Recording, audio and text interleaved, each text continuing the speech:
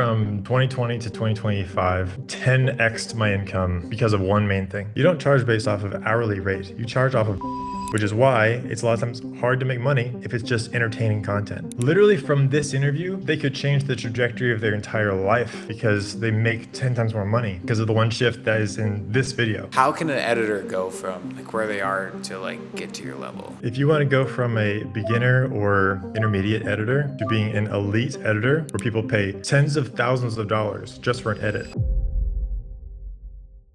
What I first want to start off is like just letting people know like who you are, what you do. Just give like them a reason of like why they should listen to you. So is this the beginning of the thing you're saying? Yeah. Or you're just like your. This is just like what we're gonna do. We're gonna try to keep it as like casual as possible. Just because I mean, you know, it's a conversation, obviously. Got it. Well, I don't want to do that. I think. Okay. What do you want to do? I think your people deserve something really epic. This Okay. is gonna be, if you're up for it, this will be the most epic interview of all time. Okay. Yeah, I'm down for that. Do I have permission to go brutal on it? Yeah. I don't So- give a fuck, bro. There is, I, from 2020 to 2025, 10x'd my income because of one main thing. That's It was crazy. just one shift. And it's not like, oh, I got better at transitions or color grading or whatever else. It's way, way bigger and deeper than that. And it's a certain mindset shift. And so what I want to do in this interview is to help your people make more money, Yeah. Agreed. if that's good. So No. Yeah. there's two kinds of people that would watch this. One person would be casually watching the interview and just like chilling in the background and not taking a lot of value from it because it's like, well, I guess another YouTube video. And then there's the other kind of editor that is the smart editor that's taking notes and noticing gold when they see it and noticing that they could literally from this interview, they could change the trajectory of their entire life because they make 10 times more money because of the one shift that is in this video that's released. That's what I I was like talking that. about. Damn, you got like a fire in you. I can feel it, bro. I like I have a that. heart for editors for sure. They get into grinders, trouble man. because they grind real hard and they miss one big thing. So I've done some really, really big stuff. In fact, so big that I'm under a lot of NDAs where I can't even say some of the big names I've worked with. Off camera, maybe I'll tell you or something. But it's people that they're like, if you work with a famous person, A-listers, they're like, don't drop my name, like, because then I'm attached to stuff that I'm Yeah. not aware. So it's like I can't say the people that I work with, but I will say over my YouTube career, I've done 275 million views for my clients. I have helped people quadruple their businesses. I've generated tens of millions of dollars because of the videos that we've made that brought in sales. And I've worked with some of the world's best. I guess some names I could drop. Not necessarily that they hired me, but I have filmed like Mr. Wonderful from Shark Tank. Oh, really? Wow. People I like love that. his watch Yeah, I got- videos. Yeah, he's pretty sick. I have some footage of that. This is just the beginning. So, Dude, that's sick. but as it all fuck. started with, Yeah, take me back. That's where I really want to Yeah. go. Is like take me back to like how did you like start, editing, and then how did you start like getting to that level? yeah. Because that's a So level that most I- people like dream of being at. Right. It all started where it was, senior year of high school, and it was a video class. It was like a new curriculum, new elective, and the teacher used to be an anchor at some TV show, and so he was trying to teach all the different modules, and he's not very familiar with editing. And so I was bored, and it was the last, module of the day and last class of the day. So I'd always ask, can I just hang out after class and just like mess around on the computer? So I taught myself editing that way. And that was back before YouTube was a thing. So there was no tutorials. I was just like, what does this do? What does this do? What does this do? And That's I sick. brute forced my way through. Yeah. And so I went from that to, just making goofy videos and then working with YouTubers and seeing behind the scenes of that. And then coming to a moment just a few years later, realizing there are really two different types of editors. People that stay stuck and they don't make a whole lot of freaking money and they kind of just grind and do the same old thing. And it's because of the kinds of videos that they are making and how they are perceived. And then there's the other kind that makes way, way more money because they do something very differently. They're actually doing the same clicking of the mouse, but there's something else going on. And so that's what I want to talk about. So when I realized that shift, that was in, 2016, and I was like, oh my gosh, I'm going to stay stuck forever if I don't change this one thing. And that one thing is thinking of why someone would want to hire an editor in the first place. They want to hire an editor because they need a video that needs to, get made. If you said, I'll make you a video and people are going to enjoy watching it and they're going to walk away and go, that was fun. Is that valuable? Yeah, it's kind of valuable. Yeah, it made someone feel good. But if you said, I'm going to make a video for you that will actually make you money. By having this video, it generates money for you. Oh, well, now that video is worth more. I can charge more for it. It's worth more to them. Oh, if you don't have this video, you don't have $500,000 in your bank account. If you do have it, you have that much. Oh, okay, now I can charge way more. So I realized editors are kind of script writers, directors in disguise, because people on the pre-production side do all this stuff and they send it to the editor, and one type of editor just goes, what do you want me to do? And they just like do what they're told and they move the things around. But the other kind are the ones that are also writing the script in their head, in a sense, and seeing this is what the script says, but actually if you put this scene first or this line first, that will make the payoff bigger and you change the story. So the elite editors are the ones that know how to format information, not just make a pretty picture. Making pretty pictures is fantastic, but the real value where you make a lot of money is formatting information. So if you go to a business owner and they are trying to sell something and you are expert at formatting information, you can hear them read their script and you're going to go, you should put this line before that line, and then that will help someone buy more likely. 100%. So that's the whole game to me. It's how can I be obsessed with learning marketing, sales, psychology of why someone feels a certain way when they see a certain thing, and how can I leverage that to make this video propel someone forward into a buying decision. If you can make that happen, if someone can just say, how do I sell this thing? And you tell them, say this first, then this second, then this third. You film it, edit it. Oh my gosh, you can charge so much for those videos rather than pennies just because you are the guy that makes it look pretty. Yeah, agreed. If that makes sense. Dude, that's so true. I've hired a lot of editors that edit my videos, and I scrap them because that's all they try to do is like they try to just make all the animations look good, and they don't actually understand like the whole point of the video and what to drive home. Right. It's the difference in the mentality of someone saying, okay, what do you want to do for the video? Tell me what you want me to do. Versus, what do you want to do? Okay, well, as the expert in the room, this is what I think you should do with it. Agreed. Yeah. Which is how I come in. I come in and I'm leading the conversation with clients. I'm saying, oh, okay, you came to me. Well, this is what I would do. And then if they disagree, sometimes I'm like, well, tough love. I'm not going to do it because I put my name on things that fail. That's not good. Yeah, and they're like, oh, this guy knows what he's talking about. And then they are more inclined to listen to you. And so you lead the conversation and then you say, this is my rate. People pay tens of thousands of dollars to be in the room with me for one day. Sometimes for just directing. I'm not even touching the camera. I've kind of changed from being editor to director. That's crazy. Honestly, I'm not that great at camera work, but I can direct because I know how to tell a story. I think the best directors are the best editors. Yeah, agreed. For sure. Dude, I like that tangent. That was good. That was a lot of sauce dropped into one little part. Holy shit. Tell me how can an editor go from like where they are to like get to your level? Or did we kind of already assess that? I can kind of say it again in a different way. If you want to go from a beginner or intermediate editor to being an elite editor where people pay tens of thousands of dollars just for an edit. Like I just delivered yesterday a video, someone paid 15 grand just for the edit. We didn't even film it. Just for an edit, 15 grand. If you want to have clients like that, you have to position yourself as this video is going to make you money and I'm going to tell you how.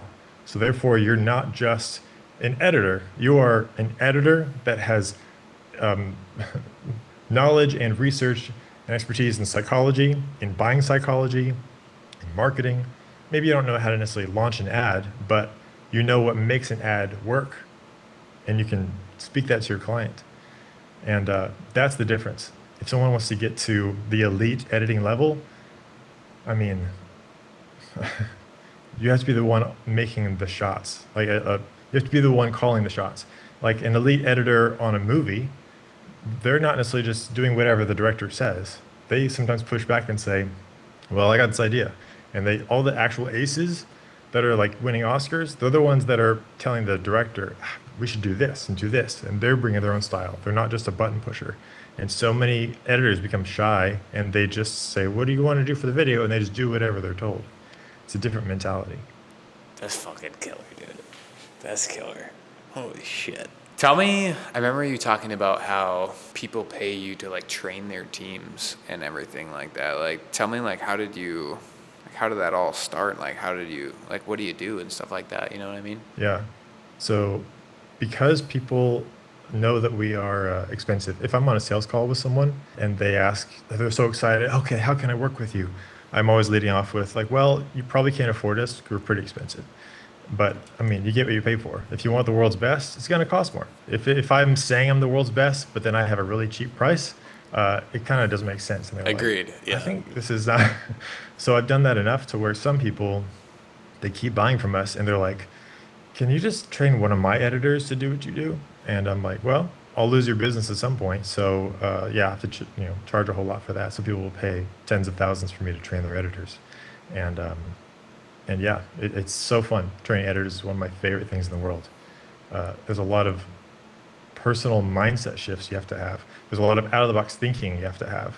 Uh, I always One of the things that is a lot of times a breakthrough moment for editors when I train them is thinking of what is really the end result you're trying to get from this moment, not necessarily what's the next thing to do in the edit. So you might think, yeah, we're just going from one scene to the next. Yeah, but what else?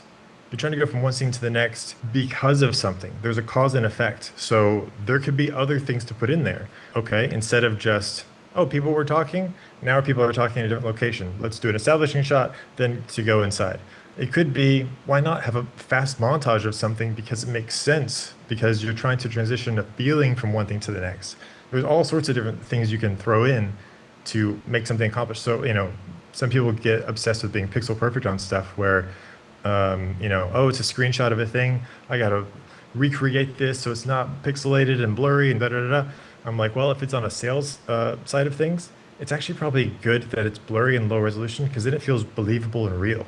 It's like a real screenshot, not highly edited and obviously just put in there. So if I'm seeing a video that's for a sales thing and they have testimonials that are popping up on the screen, if they're all super high pixel perfect resolution, I'm like, yeah, someone created that and like retyped it and put it feels a little bit subconsciously not trustworthy. But if it's just screenshots that are blurry and zoomed in and pixelated, I'm like, oh, that's the real thing. Okay, yeah, that's not fake, just on a subconscious level. And so I don't remember your question, but oh yeah, it's what is the thing you're actually trying to solve here? Is it make someone trust and believe the person speaking? Okay, maybe low resolution is the right thing to do. Maybe vertical video with black on the sides is the right thing because it seems real and believable. If I have clients sometimes that they'll finish a shoot day with me and they're like, "Do you want a testimonial?" I'm like, "Yeah." And they're like, "I'll sit down in the chair and we'll do it with the big movie cameras." I'm like, "No, no, no. Take my phone, do it vertically, and go walk out in the backyard and just like talk to it that way." Because that looks believable as compared to someone on set. "Yeah, working with Jeremy was great," and da da da da. It's like, It's like a yeah, of course they're documentary. saying that. Yeah. Yeah, exactly. It Yeah. just feels produced and not as believable. And so, what is the real result you're trying to get? So, forget the idea of it has to look a certain way, because that means nothing if it didn't get results. If you're doing a sales video or an ad and people don't believe it, so they don't buy, then who cares that it looks beautiful? No one made any money. Agreed. Walk me through like how do you set up like your storytelling from like beginning to end in like most of like your edits or something to really drive home the message instead of just making a fancy edit. This is one of the one of the big secrets that get ready for this one. Oh So shit! I don't know if you should drop it here. I don't know, maybe I should get paid for this, but Yeah. so this is one of the big aha moments whenever I train editors. So I'll go through an A roll of someone talking, and I will say, okay, here's the final cut. It's 5 minutes long, let's say. What is the most powerful moment or the thing that I need someone to focus on the most? Okay, right here. Okay, cool. And then I find maybe a few more moments. But in general, I edit everything around that moment because we have, I don't know if you know this, I mean, this goes really deep. The way our brains process information is something called sparse coding. This might feel off topic. Sparse coding is a computer thing, but essentially it's when I have a conversation with you, you're not gonna remember every single freaking thing I said. You're gonna walk away and have a tiny little snapshot of a memory of what that was. And so I always say, I'm having a conversation with you, and I give you a book by the end of it, and it's like that is our conversation in word form. That's how big and heavy it is. And your brain's going, that's very expensive to hold on to. I'm not going to use all that energy to remember every single detail of what you said. So I'm going to just like distill all that down onto a post-it note or a business card. That's it. So it's like, what's the one line that I'm walking away from? So I'm like, okay, someone's going to watch a 10-minute video of mine, a 15-minute video of mine. They're going to walk away with one thing. Okay, I got to plan that thing ahead of time so that I know for sure that's what they're going to remember. So I'm going to plan the whole edit around the one moment I know they're going to walk away remembering. I have to. Otherwise, they're going to walk away and go, yeah, it was good. I don't remember anything, but it was good. So in that one moment that I plan, this is the secret here. Do you know how to make someone focus on something? Do you truly know how to make someone focus on one thing? What is the element that makes someone focus? Also, it's the same thing that makes something powerful. If it feels, whoa, that had a lot of power to it, or it gives me goosebumps. Any goosebumps moment or moment of tears, it is this one thing. It is this like bare element of the universe. It is the most powerful thing in the universe, in my opinion. Are you ready? I'm ready. Yeah. I don't know if the You're viewers focused? are. I'm focused. You're Yeah. focused? Contrast. That is it. Anywhere you want someone to focus, contrast. Contrast in so many different ways. Speed, saturation, volume. So if I'm going to speak and I'm going to say this one sentence that I need you to focus on or feel the weight of, I'm going to intentionally speak really, really fast or do quick cuts and then slow down a lot in that one sentence. I love that. So as editing, you can cut, space it out, put B-roll on top of it, manufacture that slow speaking if you can. I mean, if let's say there's a documentary where someone, I think I saw this on a YouTube video one time. It was a great example of this. Let's say there's two people trying to meet up. It's a documentary, and you're really wanting to focus on one person was late, and that becomes maybe a big issue in the future. And you have A-roll of someone talking, and they're saying, yeah, so I was there just waiting for him. I was just waiting. And then finally they showed up like half an hour late. It's like, okay, we want them to focus on they were waiting for a long time, but that didn't really feel very punchy. Well, if you're going to add contrast, you go, all right, every time he says waiting, cut, space it out. So now the A-roll reads as, yeah, so I was sitting there just waiting, pause, show B-roll of him waiting, that next audio clip, and then waiting, and waiting. And you just space those things out to make that moment breathe, and then you go, oh, shoot. Oh, he was waiting a long time. You'll only feel that if you have it go slow after it went fast. Same with volume. If you watch a war movie and it's explosion, the fifth explosion doesn't feel as powerful as the third. It's all the same. The ones that feel powerful are the ones that have the loud music and the whatever, and then it drops to silence and then explodes. That's the contrast of Okay, volume. great. That's Yeah. what makes it feel powerful. And also makes you focus on it, which is why in Oppenheimer, when it's the biggest bomb ever, they make that as contrasted as possible, and they have silence for so long. There's a video of Michael Jackson at the Super Bowl halftime, and he tells the guys, don't start the music until I touch my glasses. And he stands up there, and everyone's cheering, and he waits a whole 2 minutes. And everyone's cheering. Silence, no music yet, and he's just staring at the audience. And because of that, everyone's like, come on, start the show. And it makes the anticipation build because the contrast of He's silent for 2 whole minutes, and then as soon as he touches his glasses, the music kicks in, and everyone's like, "Wow!" and they lose their minds because it was so contrasted. If he just waited 10 seconds, it wouldn't have felt as punchy. He waited 2 whole minutes. Now it's a big moment. It's an event. So if I'm going to plan ahead of time, that's the most important point in this video. Contrast it. Either have them speak fast and then slow it down, or have big music and then drop to silence, do like a ramp up and then a cut, and then just they say that line during absolute silence, and then the music kicks back in again. Or you could have contrast even on, they're on the left side of the screen the whole time, and then they're on the right side for the first time. They're close, then they're far away.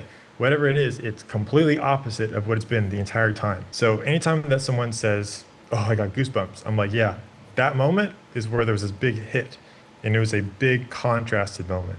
So if you ever feel like, my videos feel kind of flat, it's because you're going from light gray to medium gray to slightly darker gray, instead of black to white. How hard can you make a hard cut and then go from the loudest to absolute silence? Or to go from really, really fast to really, really slow. That's the difference. That's what makes a moment be powerful. And you make sure that when you're making your video, that's the first thing you do. Because if that fails, the whole video fails. Someone's going to walk away and only remember one thing. Make sure they remember that one thing by creating contrast around that moment. Yeah, that's a bombshell. I never even realized how like important it is until you pointed out, and then all those videos of like cars, like car companies do that all the time, like super fast, loud car out of it, all of a sudden, and then and then it goes to like just the low noise of like the car just like slowly revving. Yeah. Like The loud doesn't, yeah. if a song is a crescendo for 3 minutes, it doesn't feel like a crescendo.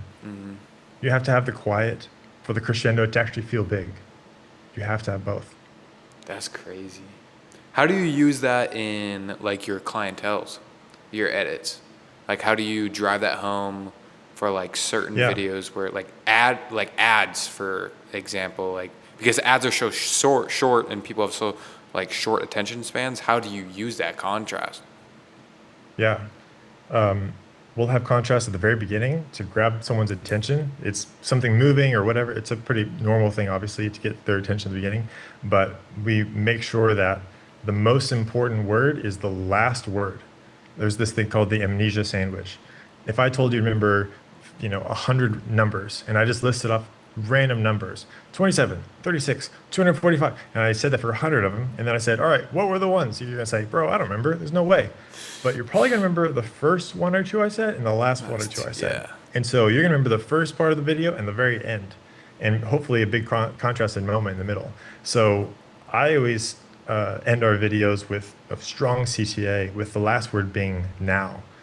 You take this action now. There's a study done, a marketing study done a long time ago of what was the most important or most powerful word in marketing. And they actually had two that was tied for first place. And it was the word imagine and the word now. And so I always end every ad, every video, if we want someone to take an action, it's so click that button below now. It's not so go click that button. It's like button is not an important word. Now is a big word. That's good to know. Or with if someone's doing a product reveal, I'm like, okay, how can we say this in a choppy, punchy way? So it's not just, and so I'm doing this and this and this, and so that's why I invented this new product. And what we're gonna do, I'm like, no, this is the moment. You're introducing the product. Let's let that moment breathe. So you're gonna go, so I'm doing that, and so that's why I created this product. And what we do is like, oh, now you have my attention. So we do that at an ad level or a VSL level or any other part. Whatever's the most important thing, let that moment be contrasted. Dude, I'm writing down notes like this. These are fucking bombshells. Wow. Well, that's crazy. That's crazy that you bought my packs, dude. That's crazy how we connected. That's so crazy. Yeah. That's awesome. Isn't it cool how like people just can connect like this? Yeah. Wow. That's. Let me write some notes down real quick. That's fucking really good. I got another.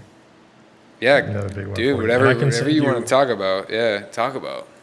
I can send you supporting footage as well. Like I'm like the Michael Jackson thing. Like I have video footage of that. Like I can do Yes, all we those stuff. should. If you're wanting to put B-roll on top of it or something. So, as it is with any character or even a business owner, if you're trying to get someone to care about this person, how do you manufacture care? How do you create that feeling of care for someone? I'll even ask you, what do you think? How would you create the feeling of care? Like me, like trying to be real through the video and like try to portray that I care about the person. No, meaning like a character in a movie or maybe a business owner, like something, happens to them and then you go, oh no, like you care, oh man, like you feel bad for that character. Oh, I would How give do you them make the audience care? like a hero's journey. That's what I would Right. like think. Yeah. So there's this amazing video of the Blacklist where they walk into this gas station, they talk to this girl, and she's saying, I'm so excited, I got accepted into college. And oh, I got to call my, blah, blah. They're saying, oh, your parents must be so proud. And she's saying, oh, my dad died last year, but I'm going to call my mom. And he goes into the back. Then this bad guy comes in and shoots her. He's going to rob the place or whatever, and she dies. And I remember watching this, it's a YouTube short, and it's 46, 47 seconds in, and I see her dead body, and I'm like, oh, this poor girl. And I'm thinking, wait, I've seen like Marvel movies where characters have way more on screen time, and I didn't care when they died. But I cared about this girl less than a minute. How did they do that? And breaking down line by line, what did they do? Every sentence was on purpose. And some people think, well, yeah, it's her saying, I'm going to go to college. And then she died and she couldn't go. So she couldn't get the thing that she wanted. And I'm like, yeah, not exactly. Because if she was just coming in saying, yeah, I'm excited to go to college, but also, yeah, the ice is in the back, you jerk. And she's like being mean to them. If she died, we'd be like, well, you get what you deserve. Like, we wouldn't really care about her. But it's because she said, but it's because she said her dad died. That was the thing that made care happen. Because you can have someone like the Joker, It's relatable too. who's a bad guy. Yeah, you see his origin story, and then you're like, oh, well, shoot, yeah, poor guy. Oh my gosh. Or even these serial killers. You see stuff like that, real serial killers that you're like, oh, they're a monster. They're terrible. And then you're like, wait, they went through what as a 5-year-old? Oh my gosh. Like, oh, maybe if I experienced that at that young age, maybe I'd be killing people too. You know what? Maybe I don't blame him because that's a horrific childhood to come up in. So it makes sense. And so now you're empathizing or sympathizing with someone that you're saying is a monster. It's because care happens when you hear about someone's pain. That's it. If you want to generate care, show pain that you've been in. So all of my clients, I'm open and vulnerable with them as much as I can because I want them to care about me and be, oh, that's Jeremy, not that's my video vendor. No, no, no. So I have clients that come to me and they go, oh yeah, here's another referral for you. Here's another referral for you. Man, I've sent you like 10 referrals. Like I'm not even get paid or anything. I just I feel like I'm like rooting you on. Like Jeremy's my business little brother. I'm just like hoping that you're having success and stuff. And they're like, I don't know why I keep doing this. I'm like, well, you care about me. And that's because I've talked about some of the painful past that I've had. And you're like, oh man. And so I would say if you want someone to care about you, you share some of the pain that you've been through in the past. Ideally, you're not sitting and wallowing in pity, but you're explaining that and saying that very naturally. But then you do that with your characters. Some of the characters on TV that die, if you didn't care, it's because you didn't see them go through pain or even necessarily relatable pain as well. So you can use that for making someone care about a business owner and then sales go up. You can do that with prospects. Just like real You have talks. they're, yeah, you just, so like I'm doing that tomorrow with a guy. He's wanting people to trust him more. And I'm like, well, they trust you whenever they care about you. So let's talk about what was the most painful moment in your life. So ideally, uh, the best sales hooks and things like that is whenever the pain point that the person's talking about is also the pain point of the prospect. So, oh yeah, one of the biggest struggles that entrepreneurs have is XYZ. That's what I went through. And the viewer is going, yeah, me too. Oh, he understands my pain. Oh man. And I feel for him because now I hear the pain he went through. Yeah, we are alike. So I trust him. As compared to just, hey, here's this product that will help you with your life. It's like, maybe you're some sleazy salesman. I don't know anything about you. Agreed. I don't care about you. Do you think that people buy from people? Absolutely. Oh yeah. Yeah. They buy from feelings and then they, you know, logic it away later on. Totally agree. They buy entirely just off of emotions. Damn, dude, I already have a full page. So you are those editors. You're an editor that's going to make a lot of money because you are Yeah. valuing and Oh, seeing that's the gold. funny. Dude, that's funny as hell. Yeah, and I'm definitely gonna be like rewatching. I'm a person that like rewatches stuff like 3, 4, 5, 6 times Yeah, that's good. just to like really nail it in my brain. Yeah. That's awesome, dude. Here's another one, another fun Oh one. shit, you got more? Jesus. Dude, maybe we gotta put this behind a paywall because this is like this is literally the best fucking advice I've ever heard on the internet. Yeah. Um, well, I work with spies, literally. Like, I am trying to be an expert in, how would I say this? I don't want to say it quite like that. If you want to persuade someone to buy something, you got to learn how to be persuasive, right? That's sales. So I was thinking one day, who's the most persuasive people on the planet? And to me, it's the CIA. Like they're persuading people to commit treason against their own country. Like how hard is that? Oh my gosh, they're a political leader from an opposing country that thinks that we're the enemy, and they're going to now intentionally give us secrets that implodes their own country that they swore to protect, and they might die or get jailed the rest of their life because of committing treason, and they're willing to do it. That's a pretty persuasive person. Oh my gosh, the CIA is someone to learn from. So I've gone down the rabbit hole. I've worked with well-known spies. I've worked with covert spies, people who I literally can never say their name around electronics, like that kind of a level. And I'm asking them, how do you, persuade people? And they tell me some stuff that would make your skin crawl. Let's just put it that way. One of the things I asked was, as a spy, like you probably have to remember a lot of codes and things like that, and secret passwords, whatever. What does the CIA, teach you about memorization? I actually asked Andrew Bustamante this. He's pretty well known on YouTube. He's got the big bushy hair, CIA guy. I can send you footage. He's got a big following. But I asked Andrew Bustamante that one time, and he goes, "Man, yeah, the CIA when they teach about memorization, it's this really elite method called repetition." I was like, "Oh," it's like just repeat things. That's all it is. The more you repeat it, the more you remember it. Oh, okay. So on a sales side of things, if I'm trying to make an ad or a sales video, a VSL or something that makes someone want to remember, that makes someone want to buy something, I want them to remember it when they walk away. Pretty much any video I want someone to remember something of it if it's an important video. And so I heard this from someone one time, and I've always held this in my brain. It's called the Blues Clues method. Blues Clues used to be on TV 5 days in a row, same episode for 5 days. And so on Monday, the little 4-year-old, 3-year-olds looking at the TV and just watching along. Tuesday, Wednesday, Thursday. By Friday, they're looking at the TV and going, "Red, RED." And the mom's like, "Oh, my baby can read. Oh my gosh, it's a genius." It's like, no, no, no. They can repeat. They've just heard it 5 days in a row. So if you want someone to remember something, like I was saying before, of what's the most important moment, if they're going to walk away from this 10-minute video and only remember one thing, be the it it should be the thing that you repeat.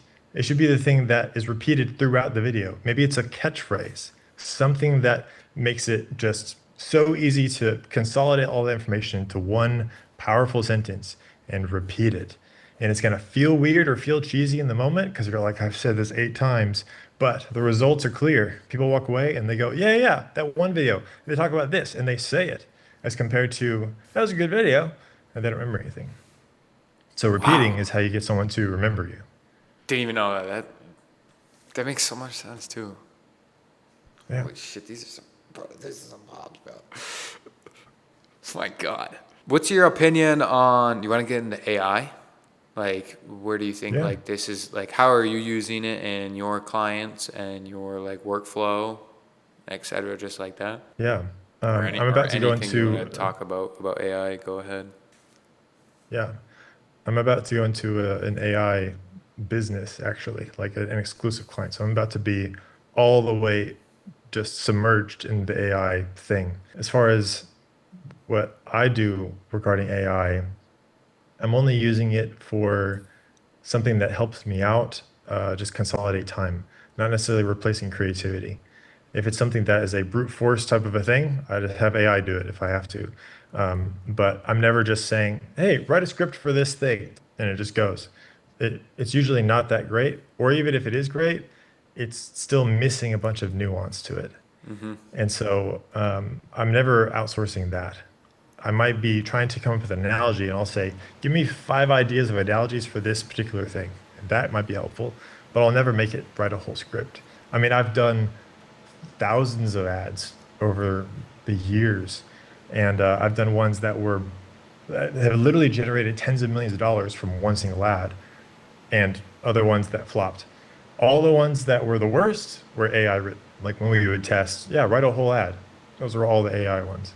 So at least at this point in time, AI can't touch real human copywriting. Yeah, agreed. But when it comes to like editing stuff, yeah, sure, edit a whole podcast in 5 minutes by hitting the one button. Go for it. It's amazing. Um, but yeah, it still has a little ways to go. There's still captions are, not right on point, not accurate sometimes, and um, but yeah, overall it's good. I'm hoping that it gets better and better. Oh, I guess yeah, you're probably more thinking like video generation and photo generation stuff. Yeah, how do you I think? haven't dabbled Or much with it, but yeah, it definitely shapes your brain to think differently of, wait a minute, what I thought was possible was this, and now we're going way outside mm-hmm. those boxes. So you're thinking, okay, I could just film myself at my desk and then just chop the sides off here and generate a whole new background and then zoom out. Now I have a wide shot when I only have a 50 millimeter lens. It's like, yeah, okay, now I could do all sorts of fun stuff. And I haven't even scratched the surface with it. I mean, nowadays I'm more directing and whatnot, not editing as often. But yeah, It's crazy. I've been I using think it for like photo I think the generation. most yeah It's yeah been a photo while. generation Yeah. for sure. Um, I haven't done much like within video. I think the closest thing was creating sound effects that were custom sound effects. I'm like, I need this guy walking through the woods, and all the sound effects are guys walking on gravel or cement. It doesn't sound right, and Hmm. I like type in the thing, and then it makes a sound that does sound like walking on wood chips or something, and then I'm like, okay, great, easy. That's crazy. Do you Yeah, think that AI will like replace video editing in the future? that's a tough one, which is honestly one reason why I'm so emphatically trying to tell editors to pivot to be not just the editor that makes a pretty picture. You got to be the guy that knows how to strategize and persuade, tell a story as a whole. I don't know if AI will really ever fully catch up with understanding the full nuance and context that we have for things. It might look great, but if we just hit the button and say make a full movie, there'd be so many things that just don't make sense on a like on a little uh, on a small nuanced level. I don't think it'll ever happen. But yeah, if you're playing the game as an editor that's just taking what someone says, yeah, edit this, and you just do what they say, it very well probably will be replaced. Yeah, agreed. Like, That's what I was thinking too. It's going to yeah. be very hard to replace someone like you. Like that'd be And I've fucking had clients tell me that. incredibly hard. Yeah. Like your Yeah, I've had knowledge is clients like, like a client or an AI, you might go through a process and say, of this script, what's the most powerful or most important line? And it might tell you, but I don't know if it could really generate a contrasted moment and orchestrate the full length of the thing I don't with the think so either. context. How did you develop like, dude, you're really good. Like you're super good at talking. How did you develop that like contrast? Like when like you were talking about earlier, how contrast is super important. I can tell that you use that in your speaking. So like, how did Yeah. you develop that? Because when I listen to you, I'm like, fucking, I'm like really focused on you. Right. And I'm like, actually, I'm like, oh shit, what is he going to say next type of like thinking. Yeah. That's the thing is like so many times in editing lessons, if I realize something, I realize that's also applicable in my everyday life as well. So the lesson of contrast, oh man, I can make someone focus on a moment or make that moment feel powerful because of contrast in the edit. But also when I'm telling my son to come eat dinner and put the iPad down, he'll pay more attention if I have that in a contrasted way. Instead of coming in, hey, dinner time, put the iPad down and walk out, low contrast. But if I come out and I go, hey, time for dinner. Oh, shoot, you have my attention. Yeah. Just every day, bye, I love you. Kiss out the door. Every day, bye, I love you. Versus, I love you. Whoa, that was very different. It felt different. They got Yeah. goosebumps probably. That And silence. so, yeah. So if you want someone, I mean, and like I was saying earlier about care, it's like in my real life and in editing, I make someone care about me or care about the person. And I'm obsessed with trying to find the raw element underneath things. Like one day I'm going to write a book series where it's just going to be probably a really big, thick case and a bunch of tiny little skinny things. And people are going to go, oh, my thing is not very powerful. Oh, where does power come from? I pull out the little tiny power pamphlet and it's me explaining power comes from contrast and da, da, da. Where does care come from? Pull that out. Oh, care comes from past pain, experience. And like, I want to go through all the raw elements of life and see like, how do you generate this or that? That's just, I think, my life's project that I'll figure out before I die. But for now, I've focused on just a few things. Um, but yeah, if you want to make more money as an editor, if you want to have more love in your family, if you want people to pay attention to you, if you want to have more friends, man, if you can edit a video to be great and powerful, do the same methods with your life. Same outcome.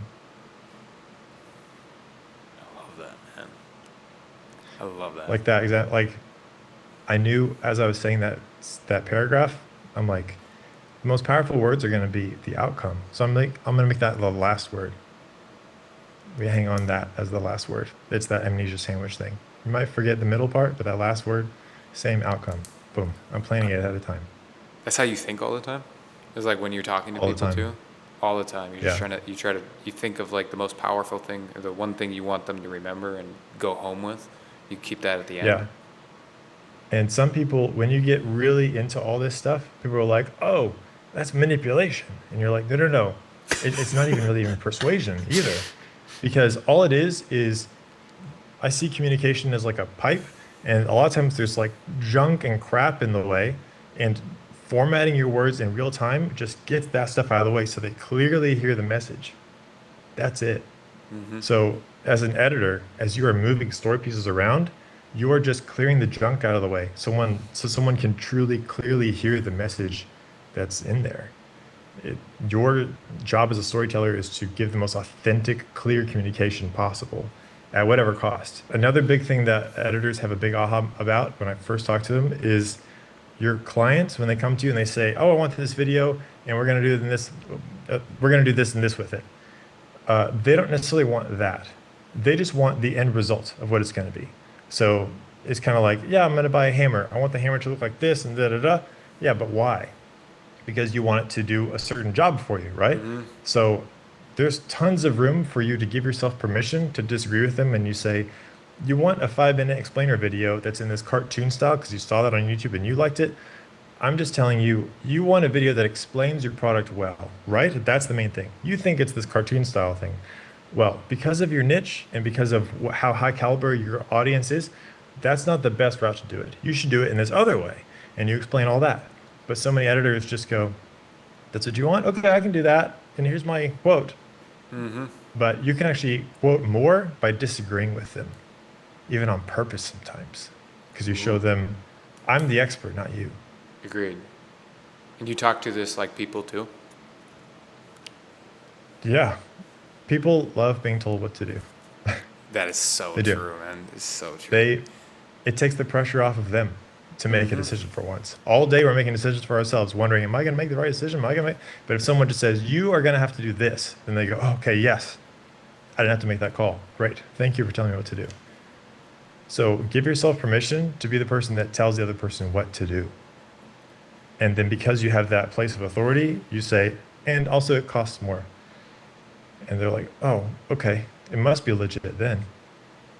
And then you do it, and then it is, and then you are, and it's all justified. So you're going from $1,000 per video to $2,000 to $5,000 to $25,000. It's not That's a hard. lot. Yeah. That's crazy. I've actually never heard anyone charge that much for a video. But I'm obviously like not in that like kind of space. You know what I mean? Right. Yeah. If Tony Robbins or Coca-Cola comes to you and says, we're going to make a video ad, it's 30 seconds. Most people, 30 seconds, okay, that'll take me like 2 days to do. It's like 10 hours of editing. Okay, my hourly rate, it's $30 an hour. So we're going to put, it's like, no, it's, all right, Coke, how much money are you going to make because of this ad working really well?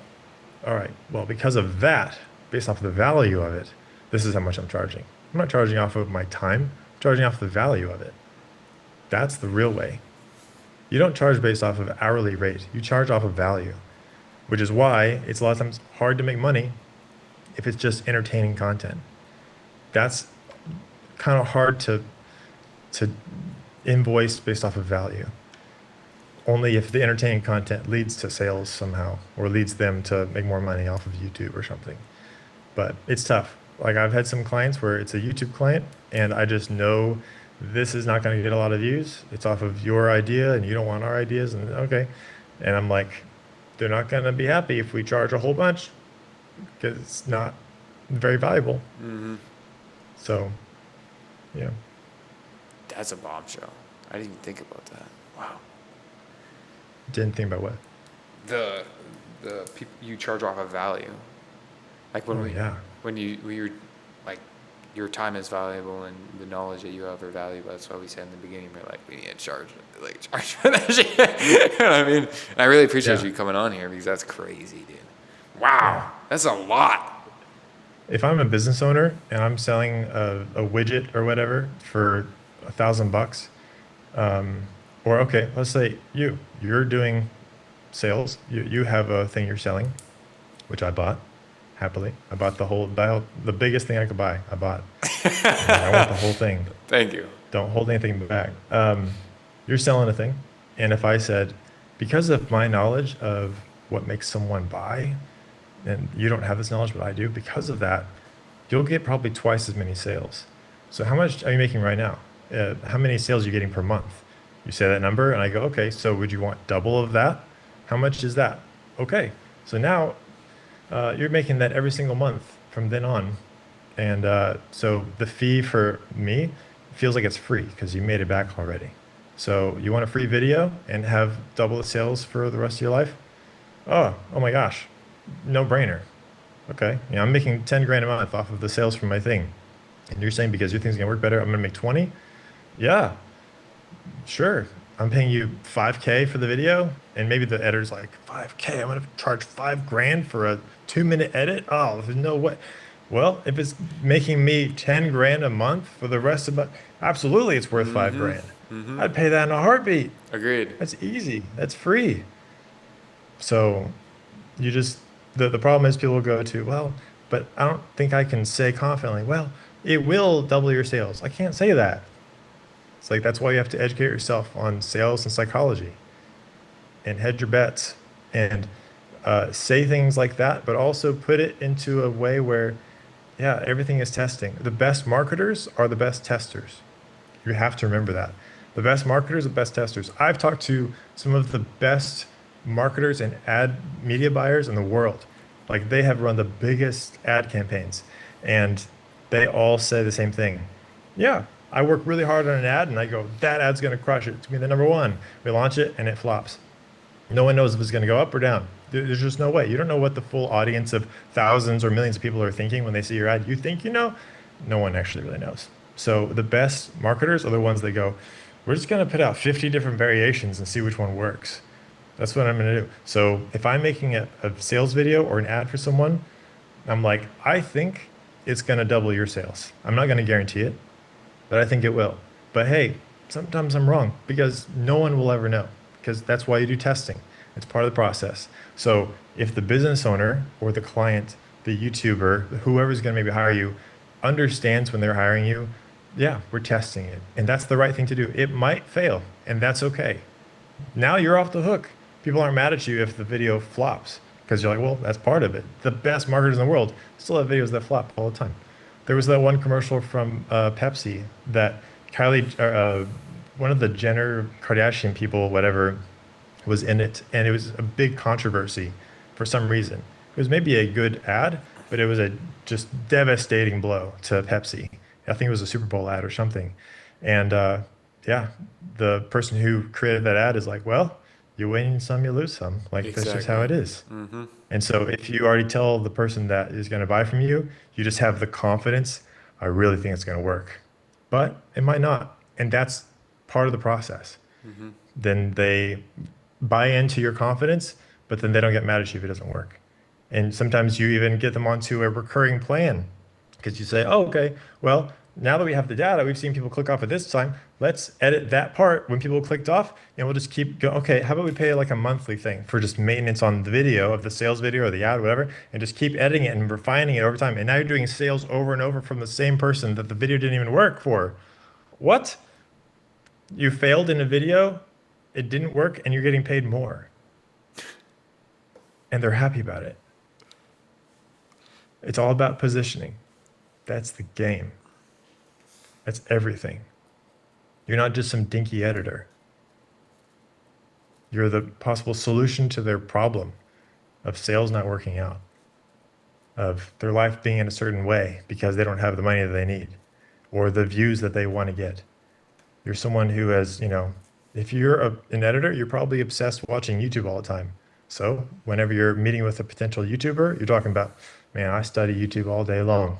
I know what makes the views go up or go down. But hey, the algorithm is the algorithm. Sometimes you have no control. You have a great video and it just still doesn't take off. So the pressure's off you a little bit, but you can still be like, I'm pretty sure I know it's going to work. And then you try. That was good. That was really good. For like a editor just starting out or something like that, like how do you recommend them like pricing and otherwise? Because I get that question like all of the time. And how did you find like your clients? Because those are really big, high paying clients. Like I think what most people struggle with is those two things: pricing, right, and finding just like clients will actually pay them a large Yeah. sum of money. The the first um, the first time you close the deal is the hardest to find what the price is because there's nothing to base it off of. So usually those are you're basing off of what they are willing to pay. They're saying, I'm looking for an editor and we're able to pay 30 bucks an hour. And you're like, I'll sign up for that. And if you get the job, you're like, great, $30 an hour. That's the thing. And then if you go to the next thing, you say, well, I was at 30 before, but I've increased this skill and this skill and this skill. So now it's 35 an hour. Now it's 40 an hour. Or you're not telling them what you made before, but you just know that you're trying to go up on that. And then you're out of an hourly and you're on to a value-based pricing. And so now you no longer negotiate hourly wages. You just go, it's this one video and it's 10 grand. And you're not worrying about how much you should be charging. It's based off of how much is their need, how big is their need, and you charge based off of that. Okay. And how do you find these people? Yeah. I think the first deal that I ever did was just someone that I knew. It was a friend or something, and I kind of got my feet wet and just did some small, tiny video for somebody. But the first real project I ever did, I think the first time I really got hired on a solid job was on uh, Google. Like I just Googled video editing jobs in my city, and something popped up, and it was like a listing of people posting jobs up, and it was for a YouTube channel. And yeah, then I was with them. Went from 70,000 subscribers up to like 700,000 or whatever within a couple of years, and I got to see the back end of what makes something really work. Um, but yeah, I think it was just Google or something. There's a bunch of different places. Uh, you just want to avoid. You just want to avoid if you can. Well, yeah, this is a bigger discussion. You can have a video editing job in two different ways. One is either you are the guy and you are delivering a thing, and people come to you for that thing. For me, yeah, I do ads, I do VSLs, I do whatever. People come to me for that thing. But you have to have a following. You have to work hard and network and stuff. I've never done any social media stuff. I don't. I, it's funny. I can make an ad that gets lots of views, but I don't make ads for myself, which is kind of funny. But I mainly just do in-person stuff. which is actually, yeah, I've done, I can't say certain names, but I've done some ridiculous ads for some ridiculously famous people, and they've made ridiculous money off of it. And they've said, we have saved literally millions this month because of your ad, or we made X amount millions because of your ad, just because of that ad. Not like they were already doing it before and my ad was in there and they made more. It's like they weren't making it and then it was. So I can have that success with an ad, but I also have made ads for myself a few times and they just totally bomb. And I don't know why. I'm like, I'm doing all the right things for my own thing. Sometimes doing it for yourself is just impossible. Yeah, I don't know why. A lot of people have that problem. But you can have an editing job in one of two ways. You're either the guy, the girl that people come to you for that particular thing, and you're saying, I just do music videos, or I just do this, and you have that thing, and you're known for it. Or the other one is someone has a full-time position open, and you apply for that. And when you do that, most likely you're going to start off just at an hourly thing. No one really hires a full-time recurring, regular job at a value-based thing. Like that doesn't really happen. Not unless you're like C-suite level, or something. But you're going to probably start off at an hourly rate somewhere and then find your niche. And if you're up for the entrepreneurial life, the freelancer life of just going from one gig to the next, it's important to probably focus on one thing that you're the best at instead of saying, you need a video? I can do it. Because that's like, you're too generalist. You want to say, you need a video that is an ad and it converts high? Yeah, that's my thing.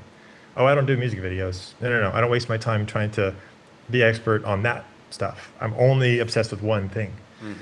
There's one guy, one of my favorite marketers, Rory Sutherland, he's all over YouTube, talks about how, oh yeah, if there's like a restaurant that's like, we just do hot dogs, like we're the hot dog restaurant, you just assume they have better hot dogs than everybody else just because they only do that one thing.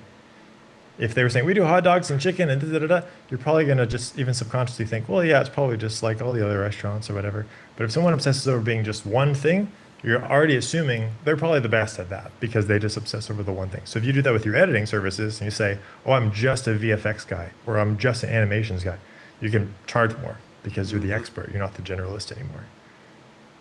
I love that. I tell people It's that just all the like time too. it's just like in medicine. It's like the surgeon that's a heart surgeon versus just like a general practitioner. The heart surgeon is a specialist. Just He a gets paid special. way more than general practitioner. I like that. Damn I you, told you man. it's gonna be an epic. Fuck, this is more than epic, dude. It's just like, I don't even, whatever is higher than epic and then whatever higher after that. Holy shit. So is this gonna be mainly all short form, or are you gonna do a long form of this too? I'm gonna do a long form of this too. Yeah. Cool. I'm either gonna edit it myself and try to like do a very hard like contrast. Like, I don't know if you've seen my podcast, like one of my Yeah. podcasts, like the intro. I'm gonna try to do the same intro with this, and then I'll just have it like go and add obviously contrast, and then I'll also cut it into short form pieces because this is fucking crazy. Okay, how about this? You can throw this in there at the beginning, or wherever you want. This is gonna be a pretty out of the box idea, Okay, but hopefully it helps your retention big time. do it. So, very elite people pay me tens of thousands of dollars just to train an editor. And it changes that editor's life entirely. They make more money, they have better output of their projects and everything. It's amazing. And I charge tens of thousands for my training. But I'm going to give your audience a golden ticket. We're going to do a little fun game here for this podcast. If you are paying attention, only if you're really paying attention, can you actually possibly win this thing. So this is like a Willy Wonka golden ticket kind of a thing. So throughout this video, there's going to be hidden clues. Torsten's going to edit a little like random letter, like, dark gray on black in this background thing, or like something. It's going to be hidden around. And if you're paying attention, you can't just skip around and find the answer. If there's going to be hidden numbers and letters throughout the whole piece. And if you put those sequentially in order, it will take you to a hidden website. If you go to youtube.com/ and you fill in the code, it'll take you to a hidden website. a hidden YouTube video. And on that video, you will unlock free training from me, a free session with me. It'll be one session that is literally worth thousands and thousands of dollars that people pay in real time. They do that. I'm not just hyping this up. So if you want to be trained by me one-on-one, pay attention. And throughout this video, take notes and find the codes. Only one person will get this. Maybe it's you. Dude, I love that. That's awesome. That's So I'll make a actually YouTube really video. cool. I'll put it on unlisted link on YouTube, and then I'll tell you what the URL string is. YouTube.com/watch Yeah, yeah, yeah. slash da da da WK8 number, whatever. And I'll just be like, these are the numbers, plug it in. And for just the long form version, at random moments, just sneak little letters in at different Okay. times. Dude, that's So then people sick as go, fuck. oh shoot, I'm gonna like, yeah. And they're watching, or they're clicking rewatching to try and find the thing, which makes YouTube go, oh, people like this video. They keep rewatching. They keep looking through this thing.